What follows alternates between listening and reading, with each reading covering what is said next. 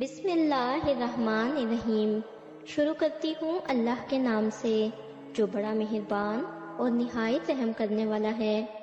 شمس المعارف ایک قدیم اور مشہور کتاب ہے جس کا تعلق روحانی علوم، عملیات اور مخفی علوم سے ہے۔ یہ کتاب کئی صدیوں سے زیر بحث رہی ہے اور اس کے بارے میں مختلف آراء پائی جاتی ہیں۔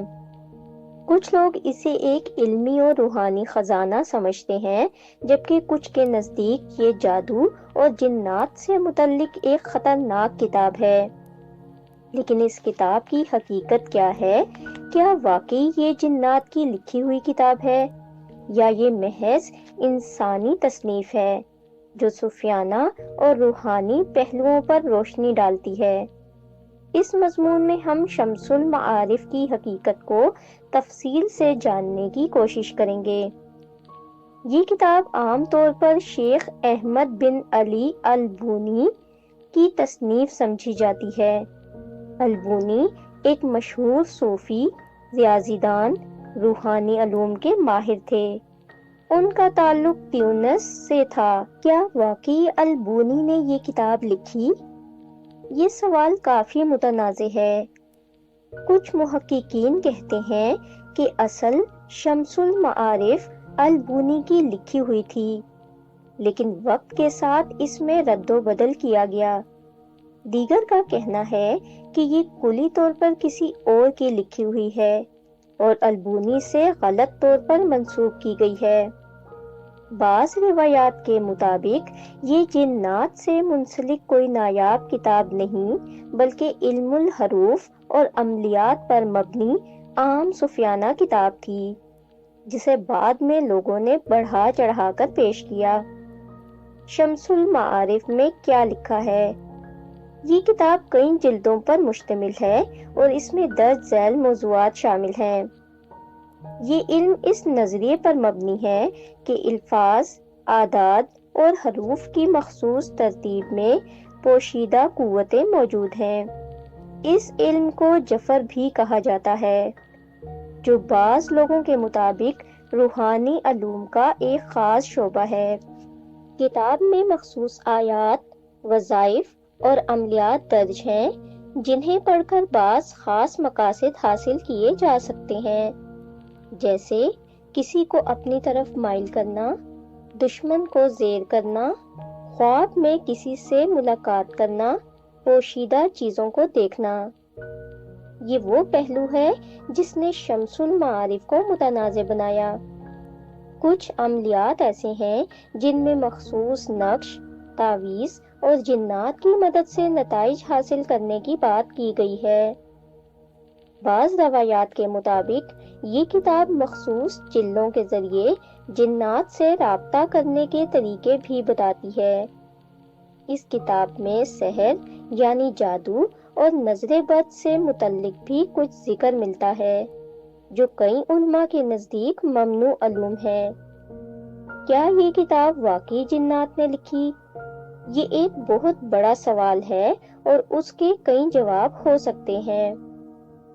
اسلامی تعلیمات کے مطابق انسانی علم کا ذریعہ وحی، تجربہ اور عقل ہے۔ اگرچہ قرآن اور حدیث میں جنات کی موجودگی کا ذکر ہے، لیکن یہ کہیں نہیں کہا گیا کہ جنات نے کوئی کتاب لکھ کر انسانوں کو دی ہو۔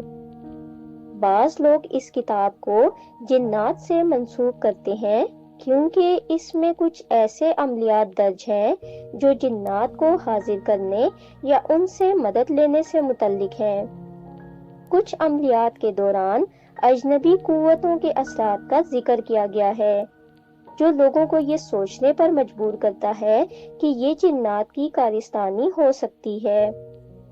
بعض عقیدے یہ ہیں کہ یہ کتاب رات کے وقت خود بخود کھلتی ہے یا پڑھنے والے پر اثر انداز ہوتی ہے، لیکن ان باتوں کی کوئی سائنسی یا مذہبی بنیاد نہیں۔ تحقیقی نقطۂ نظر سے یہ کتاب محض ایک روحانی اور مخفی علوم کی کتاب ہے جو انسانی تصنیف ہے۔ یہ البونی کی طرف منسوب ہے، جنہوں نے علم الحروف، علم جفر اور تصوف پر بہت سی کتابیں لکھی ہیں۔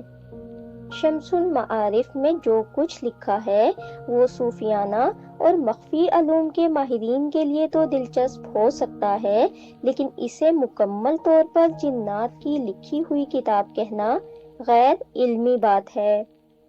شمس المعارف کے بارے میں علماء کی مختلف رائے ہے۔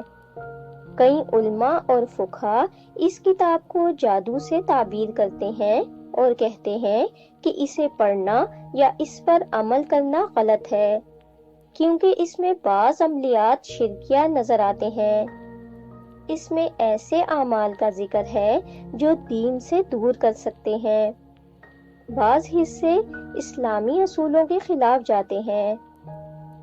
کچھ علماء کا ماننا ہے کہ اگر اس کتاب کو محض تحقیق اور علم کے لیے پڑھا جائے بغیر کسی غلط نیت کے تو یہ قابل قبول ہے۔ اس میں کچھ دعائیں اور وظائف مفید ہو سکتے ہیں اگر وہ قرآن و سنت کے مطابق ہوں۔ یہ کتاب کئی پہلوؤں سے دلچسپ اور متنازع ہے۔ اگر آپ اسے صرف تحقیق یا تاریخی دلچسپی کے لیے پڑھ رہے ہیں تو یہ ایک نایاب دستاویز ہو سکتی ہے، لیکن اگر کوئی شخص اس میں دیے گئے مخفی عملیات پر عمل کرنا چاہتا ہے تو یہ خطرناک ہو سکتا ہے، کیونکہ اس میں جادو سے متعلق بھی کچھ مواد شامل ہو سکتا ہے۔ بغیر استاد کے عملیات کرنا خطرناک ہو سکتا ہے۔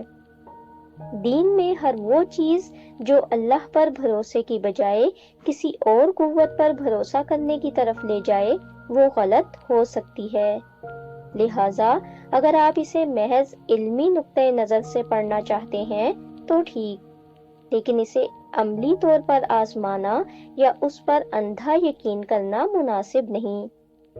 شمس المعارف کی حقیقت یہ ہے کہ یہ ایک مخفی علوم اور عملیات پر مبنی کتاب ہے جسے انسانی تصنیف سمجھا جاتا ہے، نہ کہ جنات کی لکھی ہوئی کتاب۔ اس کے بارے میں احتیاط سے تحقیق کرنی چاہیے اور بغیر کسی گمراہی کے صرف مستند دینی اور علمی بنیادوں پر اس کا مطالعہ کرنا چاہیے۔ اگر آپ کو ہماری ویڈیوز اچھی لگتی ہیں اور آپ نے ابھی تک ہمارا چینل سبسکرائب نہیں کیا تو برائے مہربانی چینل کو سبسکرائب کر دیں اور ویڈیو کو لائک کر دیں۔ شکریہ۔